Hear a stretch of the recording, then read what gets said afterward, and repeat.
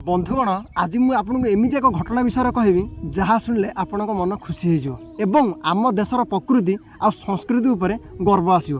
घटनाटी हूँ महाराष्ट्र सेठारे रामनवमी अवसर में एक विराट शोभायात्रा बाहर आ भक्त मैंने जय श्रीराम ध्वनि रे परिवेश पूरा कंपाउले।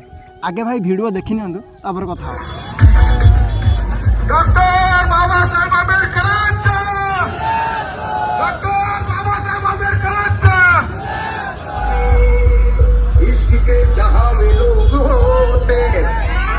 हमारे लोगों ने दीवानगी न पहचान, हम तो आशिक हैं भीम जी पे मरते हैं, नाम पर उनके देंगे कुर्बानी। भाई वीडियो तो देखिले सेतबेले सही शोभायात्रा रास्ता जाऊथुवा समय बाबा साहब प्रतिमूर्ति आसिला सेतबेले ए दृश्यटी संपूर्ण होई बदलीगला आ लोक माने केवल अटकी गले नहीं बरं श्रद्धार सह बाबा साहब नाम जय जयकार कले।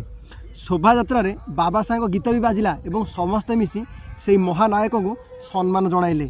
ना सेठी थिला भेदभाव ना थिला कोनोसी विवाद। यह कह जाए भाई प्रकृत सुंदरता। यहीटा हूँ आम भारतीय संस्कृति। जड़े भगवान को पूजा करुवा व्यक्ति निज संविधान एवं समाजर नायक को किभली सम्मान दिए ताहा आपण देखिले आ से प्रूव भी करईदेले। मोर मन हुए आज समय बाकी सब राज्यर लोक मैंने एथिरु प्रेरणा नेबा उचित। धर्म एवं विचारधारा आपणकर अलग हो पारे किंतु परस्पर प्रति सम्मान आउ एकता ही आम देश को शक्तिशाली करिवो। बंधु आपन कौन लगिला मु जानिनी ए भिडियोटी हेले बाबा साहब प्रति आमर श्रद्धा पूरा अलग प्रकार। जदि आपन को ए भिडियोटी भल लगिला तेबे भिडियो को शेयर करंतु। जय हिंद।